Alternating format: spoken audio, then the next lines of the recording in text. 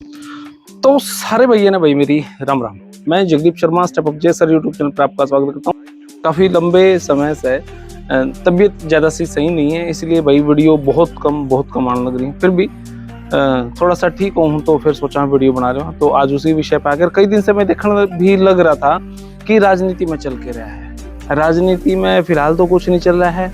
नायब सिंह सैनी साहब की स्माइल चल रही है और उसी पे ही पक्ष विपक्ष के लोग कुछ ना कुछ कहते रहे हैं। तो ऐसे तो फिर राजनीति विपक्ष तो यूं कहा करना भाई, विपक्ष तो जीवित रहना चाहिए। विपक्ष कैसे जीवित रहेगा? विपक्ष में कोई बोल तो कुछ रहा नहीं कि सरकार अच्छा काम करे कि बुरा काम करे। हाँ, एक बात जरूर है, विपक्ष अगर हम उनकी बात करें जिन्होंने भाजपा को वोट नहीं दिया, वे जरूर खुश रहे हैं। वे जरूर खुश क्यों रहे हैं? वे इसलिए खुश रहे हैं कि भाजपा में किमे चल रहा है, तो उसको लेके मैं खुश रहा हूँ। क्यों? विपक्ष तो कुछ बोल ही नहीं रहा, नेता विपक्षी नेता कोई कुछ नहीं बोल रहा।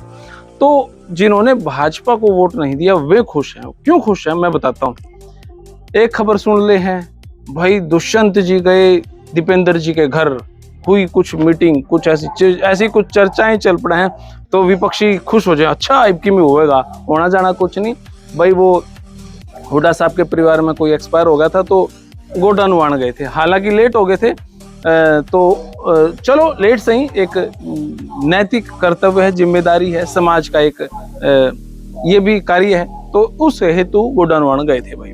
दूसरी बात, जो लोग भाजपा को वोट नहीं दिए वे दूसरी बात से कैसे खुश हैं? दूसरी बात से खुश इसलिए हैं कि उनके दिमाग में रात में तो सोच कर तो नुमे सुहा है कि सवेरे तो राव इंद्रजीत सरकार तोड़कर हुड्डा साहब सरकार बना लेगा। कहीं ना कहीं ऐसे उनके दिमाग में ख्यालात चले हैं, लेकिन उनको पता नहीं अभी ऐसी कोई संभावना, ऐसी कोई स्थिति नहीं है। हाँ, जिन्होंने अपना चैनल चलाना है, व्यू लेने हैं, मैं तो भले ही इसमें कुछ भी रात में सरकार तोड़ दे और सवेरे किमें कर लो, लेकिन ऐसा कुछ नहीं होता भाई। ये जो चाय पे मुलाकात, डिनर पे, ये सारी पार्टी, सारी नेता ऐसे ही करा करें। पहले भी ऐसे ही होते थे, अब भी ऐसे ही हैं, तो इसमें कोई बड़ी बात नहीं थी। इसमें कोई अगर यूं देखा ना कि राव इंद्रजीत का कोई ऐसा बयान आया हो जिससे तहलका मचा हो, आर पार की बात होगी हो, तो सोचा।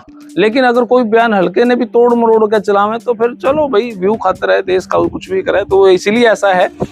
तो इसलिए चर्चाएं चलाएं कि भाई हाँ, राव इंद्रजीत ने रखा डिनर और डिनर में बुलाए विपक्ष के नेता, 12-13 नेता, और ऐसा होगा और वैसा होगा हुड्डा साहब के साथ। मतलब ये बातें चले हैं, मतलब कुछ टाइम पास हो रहा है सबका।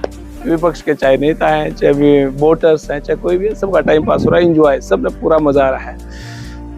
ये चर्चाएं हैं राजनीति के अंदर। अब एक नई सी खबर आई है उड़ती उड़ती सी कि हाई कोर्ट में एक मामला गया था उचाना हल्के से ब्रिजेंद्र सिंह की तरफ से, जो हमारे विधायक है वहां से देवेंद्र अत्री जी, वो 32 वोटों से जीते हैं। तो इस पे एक चर्चा चल रही थी, कोर्ट में मामला गया था कि 215 वोटों की गिनती पे विचार नहीं हुआ। मतलब 32 वोटें काउंटिंग सारी वोटा की वगैरह, कहीं ना कहीं ये सुनने में आया कि 215 की काउंटिंग नहीं हुई थी। वो कोई किसी मिलान करा करें किसी लिस्ट के साथ, वो मिलान नहीं हुआ था, ऐसा कुछ था।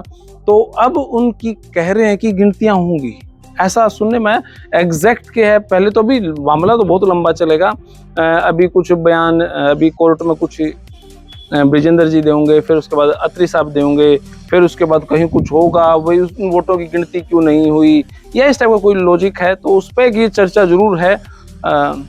सरकार है भाजपा की, चर्चा तो चलती रहेंगी।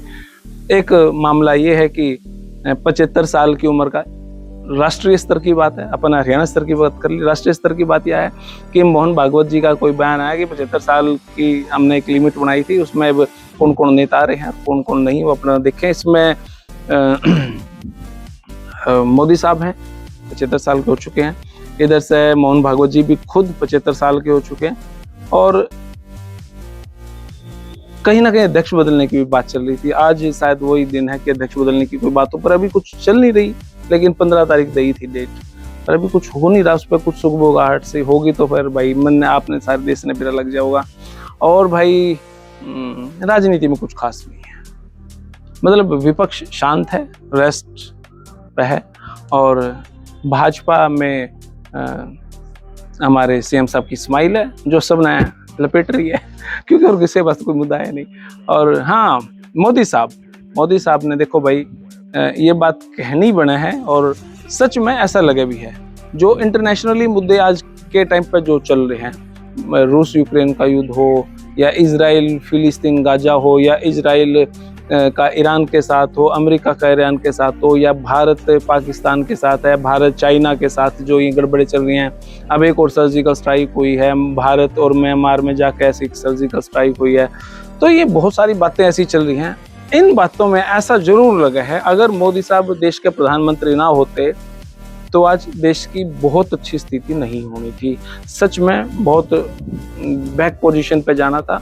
अब ये रणनीति ही कमांगे मोदी साहब की कि इसमें कोई महंगाई भी नहीं हुई। अभी जो विपक्ष में जो छोटे छोटे नेता है ना, जिन्होंने नू बतावे हैं आसियो ना भाई, जिन्होंने नू बतावे हैं कि इस इलेक्शन में जो पिछले सारे इलेक्शन गया लोग विधानसभा का, बहुत सारे कांग्रेस के बहुत सारे नेताओं ने कुर्ते पजामे सिलने दे दिए थे, कहीं कहीं जोड़ी, आज तक उन्होंने टेलर के लेने नहीं गए तो भाई उनका क्या होगा। बारिश का मौसम भी है, मैं टर्डो मिंडा की डालांदे भरने करके में मुद्दा मिलता है। उन्होंने कोई करप्शन का मुद्दा नहीं मिल रहा है, उन्होंने किसी के बारे में कुछ कहने का मुद्दा नहीं मिल रहा है, लगभग साल होने हो रहा है। तो भाई मोदी है तो मुमकिन है, खट्टर साहब हैं तो जिंदाबाद है, और नायब सैनी की स्माइल में सारा सौदा ढेर हो रहा है। तो इंटरेस्टिंग लॉजिक लग रहे हैं। जिसने कमेंट अच्छा करना है, अपने संस्कार घर वाले एक सांसारिक दिखाने, तो वो अच्छे कमेंट करे। जिन्होंने बुरे करने गाड़ देनी है, क्योंकि मैं भी तो संस्कार आप करते ले रहे हो, तो मैं अपने भाई कमेंट बुरे कर लियो दिल खोल का। फिर भी मैं एक बात कह रहा हूँ, जिसने मेरा चैनल अच्छा लगे जरूर देखो, जिन्हें नहीं लगता बेशक ना देखो। उसका अपने डीजे डाजे पसंद हो तो कोई धक्का नहीं भाई किसी के लिए। जिंदगी जीनी यारा ने ना कटने वाले सा। जय श्री राम।